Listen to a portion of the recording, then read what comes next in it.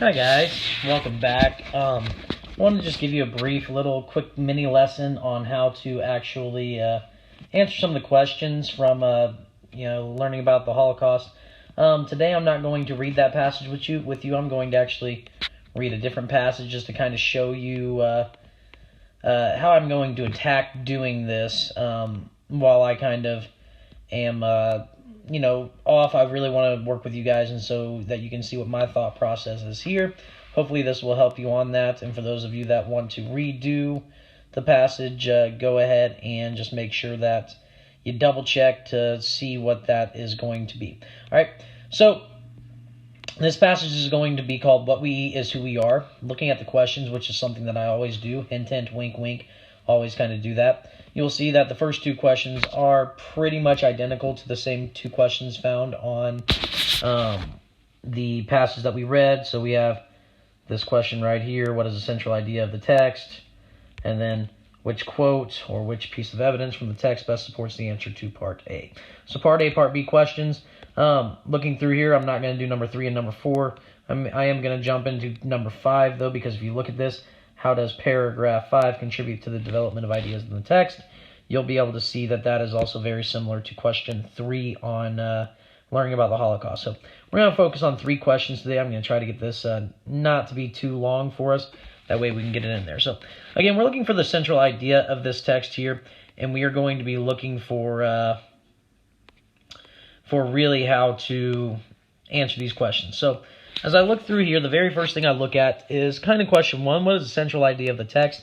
I know that the text is going to be called What We Eat is Who We Are. So I'm going to assume it's going to be about food just from that title. That kind of helps me realize that. Looking at this, I'm looking at Part A. What is the central idea of the text? So food sources that are important to the Hawaiian diet and culture are in danger of disappearing. Okay, so I'm going to assume that we're going to be reading about Hawaiian foods, just based on that. Could be an answer. Hawaiians are no longer allowed to catch or grow their own food, and they have to rely on factories. Looking at that, A and B are kind of similar. Food sources that are important to the Hawaiian diet and culture are in danger of disappearing. Hawaiians are no longer allowed to catch or grow their own food, and they have to rely on factories. Those two things are kind of similar. I could see both of them possibly being it. Looking at C, food sources that bring tourists to Hawaii are in danger of disappearing and damaging Hawaii's economy. Okay, so I'm pretty familiar that this is going to be about Hawaii. Hawaiians can no longer afford the traditional foods that their ancestors once grew and caught themselves. Okay, so I'm looking at this. I'm not going to go into 2 because 2, once I figure out question A, I should be able to understand what question B is going, or Part B is going to be. So I'm not going to focus on question 2 over here. I am going to focus on question 1, the central idea. Now, looking at the central idea, I know it's going to be what the passage is going to mostly be about. I look at the title, What We Eat is Who We Are. That doesn't really help me answer question 1, the central idea. So I know it's going to be about food, but I have to identify what it's going to be about. So I'm going to go ahead and read this gray box right here that you all, of course, always forget. And I'm going to be checking those things. Okay, so as I read this, I'm looking for the central idea. Sometimes the central idea can be something that presents itself right away. Sometimes I have to read the whole thing. Okay, traditional Hawaiian foods rely on certain native plant and animal species from the land and sea. In this informational text, Prana Joy Mando discusses traditional Hawaiian food and how Hawaiians' access to this food has changed over time. Ooh, I'm looking at this because I think I remember reading that on a question that or on an answer down below. As you read, take notes on what has affected sources of traditional Hawaiian food. Looking at this, I'm going to go ahead and underline that. I can't do it on this particular thing. I'm just going to have it highlighted. It's going to be fine. Hawaiians' access to food has changed over time. Let's look down here and see this. What is the central idea? Food sources that are important to the Hawaiian diet and culture are in danger of disappearing. Hawaiian access to this food has changed over time. I wonder if that has anything to do with disappearing. Hawaiians are no longer allowed to catch or grow their own food, and they have to rely on factories. I'm not seeing that as being there. It could be, but based on just what I've read now, it's kind of eh. Food sources that bring tourists to Hawaii are in danger of disappearing and damaging Hawaiians' economy. I know that tourists are people that actually go to Hawaii. I'm looking at this. Hawaiians' access to this food has changed over time. They're talking about the people that live in Hawaii, not the people that tour there. So I'm going to say that C is probably not going to be my answer. I'm not sure, though. Hawaiians can no longer afford the traditional foods that their ancestors once grew and caught themselves. Again, it's just saying that the access to the food has changed over time. So I'm wondering what it's going to be about. So looking at this, I can kind of assume that C is not going to be the correct answer there, just based on that first thing there. So I'm still focusing on the central idea of what it's going to present itself. I have a feeling it's talking about how Hawaiians don't have access to their food or are unable to get their food from time to time, just based on this. I'm going to keep reading and just see if my inclination is correct here. Okay, so Clifford Naoli was nearly fined last year for serving opai, a native Hawaiian shrimp. It is not illegal to eat the freshwater shellfish, but it is illegal to sell it. This year, Naoli didn't publicize the shrimp at his hotel's Hawaiian feast. However, he did provide a small quantity for Hawaiians. They found the crunchy red delicacy at the raw seafood bar, along with fish and seaweed salads and another favorite poi. Poi is the pounded root of the taro plant, mixed with water and eaten as a staple like mashed potatoes. Seafood and poi come from the ocean, streams, and land. Catching, growing, and eating this food is part of what makes Hawaiians who they are. However, in the 200-plus years since Westerners came to the island's habitats for Hawaiian food have nearly been destroyed. Okay, looking at this, let me kind of underline this really quickly or highlight it for you guys. Even continuing on. In the 200-plus years since Westerners came to the islands, habitats for Hawaiian food have nearly been destroyed. Hawaiians fight for their native foods. Taro is a prime example of an endangered Hawaiian food. Okay, just looking at those things. Food sources that are important to the Hawaiian diet and culture are in danger of disappearing. It says, in the 200 years since Westerners came to the islands, habitats for Hawaiian food have nearly been destroyed. So food sources that are important to the Hawaiian diet and culture are in danger of disappearing. I'm kind of getting a picture, and I'm thinking that my answer is going to be A here. I'm not sure because I haven't finished reading the passage. Okay? I'm going to say C, food sources that bring tourists to Hawaii are in danger of disappearing and damaging Hawaii's economy. I'm going to say that that's definitely not, because it's saying that people are coming there and destroying their habitat.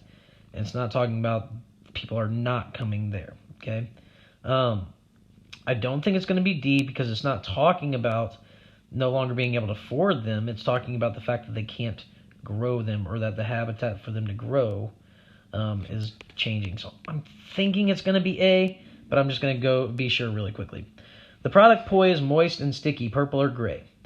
Traditionally, families grew taro together and ate poi from the same bowl with their fingers. One hardworking Hawaiian might eat 5 pounds in a sitting. Today, poi is sold in 1-pound bags or served at parties in 4-ounce containers. It sells for $6 or $7 a pound. Most supermarkets limit customers to 2 bags because there's not enough to go around.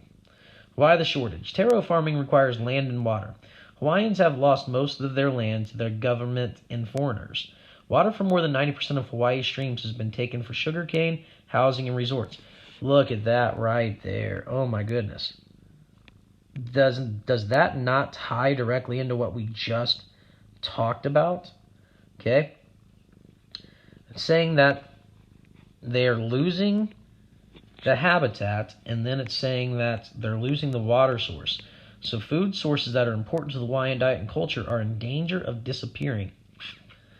I'm going to all but confirm that the answer to this is going to be A, just based on 4 things now that I've been able to highlight. Okay? Continuing on. The good news is that since the 1990s, water has trickled back into a few Hawaiian streams following a 20-year fight in the courts by taro farmers.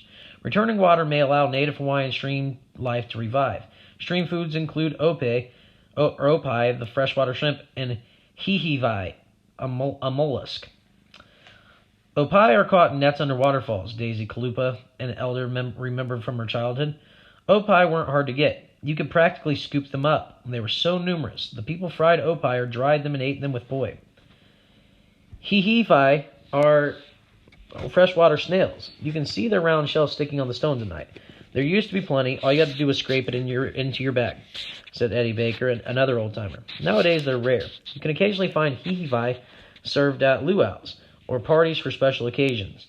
Families from areas where streams still flow provide them. Stick a pin into the bottom of the black bumpy shell and pull out a chunk of chewy meat. Delicious. Does not sound that great to me, honestly. These delicacies depend on stream flow into the oceans to complete their spawning cycle. Ocean foods, too, need the nutrient-rich stream waters to survive. Spawning is how they reproduce. Sorry, I didn't read that. Take poke, for example. Poke is seaweed mixed with raw chopped fish and Hawaiian rock salt. Its main ingredients are in danger. Look at that right there. Are in danger of disappearing. Right there. Another one kind of just jumps right in there. Okay? I got to find it again. Look at that. Word danger right there. Tell me that that's not the central idea. Tell me that that's not what it's about. Okay? In the past 20 years, the lemur seaweed supply has dropped. The causes include failure of streams to bring nutrients to the reefs, overharvesting, and pollution. Guys, I'm not even going to read the rest of this. What's the central idea of the text? We know that the food sources that are important to the Hawaiian diet and culture are in danger of disappearing. Here's how I know this. Think about all the things, and I know you can't really see it now, but you can always cycle back in. One thing underlined just about the fact that the habitat's being disappeared. Another thing right here. Habitat. Boom. Okay? Another thing down here. Okay? The water is being lost to those things. Water from the streams has been taken for sugar canes, leaving little to none in the stream. Okay? Down over here. Poke. Its main ingredients are in danger. Overharvesting and pollution of limu. Guys, it's obvious. The correct answer here, what's the central idea in the text? It's talking about how all the food sources that are important to Hawaiian diet are in danger of disappearing. Okay? It's not Hawaiians are no longer allowed to catch that. Did not say that anywhere in the passage. It's not saying food sources that bring tourists to Hawaii are in danger. That's not saying that anywhere in the passage. It's not damaging Hawaii's economy. It's damaging the Hawaiian diet and culture. Okay? Hawaiians can no longer afford it. It does not even say that. Correct answer here, boom, is A. Okay? I'm going to double check this. I haven't looked at the answer key yet. I'm going to assume it's A. Now, looking at part B then, which quote from the text best supports the answer to part A? In the 200 plus years since Westerners came to the islands, habitats for Hawaiian food have nearly been destroyed. Did we not just talk about that up above? That is one of the things that we found, right? So, right there, A is going to be my correct answer. I'm going to double check just to make sure. Today, poi is sold in 1 pound bags. Nope. Opai are caught in nets. That does not support that they're disappearing. They feel the need to preserve fish and poi because these are the core. Ooh. You know what? I still think it's A because honestly, as we were reading this, I checked that, right? I highlighted that because that showed that their food sources are disappearing. Look at this word destroyed right there. Okay, they're in danger. They're destroyed, right? So thinking about just that word destroyed, okay, that in itself supports A. So I'm going to say that despite my best thinking, A and A are going to be the correct answers for both of these. Normally I would never kind of put that back to back, but sometimes it just is right? Looking at number 5, how does paragraph 5 contribute to the development of ideas in the text? Now, we've found out central idea. We looked at what it is mostly about, right? We're looking for all those details that show what it is mostly about, okay? We get all the way down here after answering question 1. We know that it's about the food sources being in danger, right? So how does paragraph 5 contribute to the development of the fact that the food sources are in danger, okay? So when you're doing your one about learning about the Holocaust, whatever your central idea was, how does those paragraphs help support that central idea? So how does paragraph 5 help support the central idea that food sources that are important to the Hawaiian diet and culture are in danger? So you're going to hate me. Go up to paragraph 5 with that in mind. So food sources are in danger. How does that help, or how does that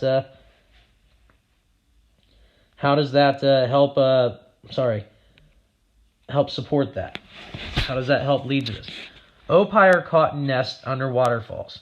Daisy Kalupa, an elder, remembered from her childhood. Sorry. Opai weren't hard to get. You could practically scoop them up. They were so numerous. The people fried opai or dried them and ate them with poi. thinking about this, we know that traditional Hawaiian culture, they would eat these, right? Okay, they're talking about how this is in danger of, they're in danger of losing this. This lady right here, Daisy Kalupa, an elder, which means that she's an older lady, remembered this from her childhood. They weren't hard to get. You could practically scoop them up. They were so numerous. Okay? That goes in contrast to what we know about they're important. The food sources that are important are in danger of disappearing. So look at this. It emphasizes how important poi is to a Hawaiian's diet. Not really. It emphasizes how widely available Hawaiian food used to be. I think so. Let's just double check. It shows how catching food was a family. Nah. Shows how Hawaiian children were expected. Nope. It emphasizes how widely available Hawaiian food used to be. Okay? Looking back at paragraph 5, opai are caught in nets under waterfalls. Opai weren't hard to get. You could practice.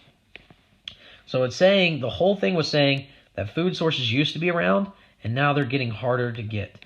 I'm going to put money on the fact that the answer here is B. Okay? So recapping, we have number 1 was A, number 2 was A, number 5 was C. Okay? I will bet money based on this, guys. Now hold me to this, that the correct answers for 1 and 2 are A. The correct answer for 5 is B. I have not looked at this yet, but I'm looking. What's the central idea of the text? What is it mostly about? Okay? How do we support what it is mostly about? How does paragraph 5 contribute to what it is mostly about?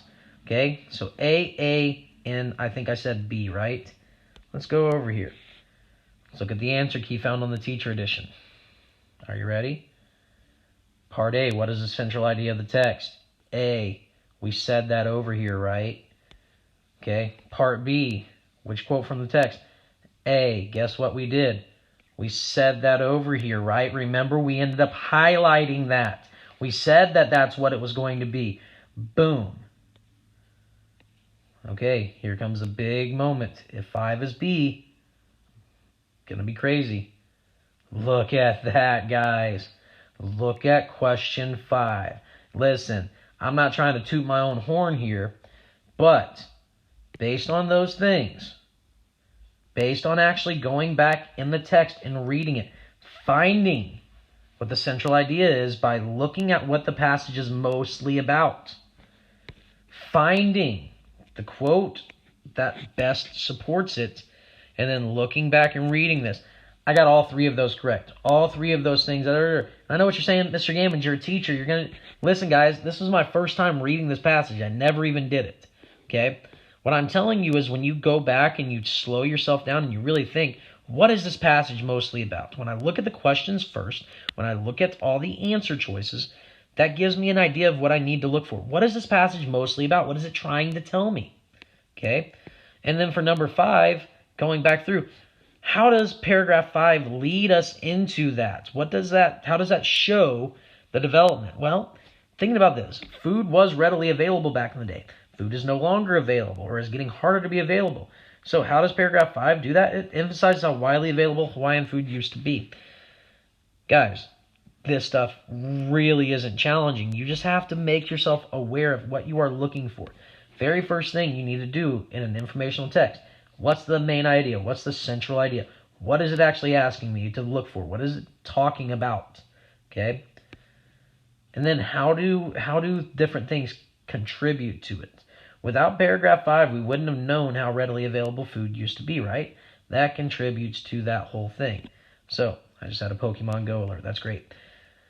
Anyway, guys, I want you to take this information, okay, this video, I know it's long, to show you that you too can do this, okay? This is not a challenging task per se. It is a little bit hard. I will give it to you that. But you guys need to challenge yourself. You need to be open to the task. You need to actually go back through, read the questions, read the answers, read the passage, find out what the correct answers are going to be, all right? So, with this, ladies and gentlemen, I really think that you guys would be or are better suited to now answer all the questions. If you've already done it, make sure you go back and do it again, all right? Love you guys. We'll see you soon.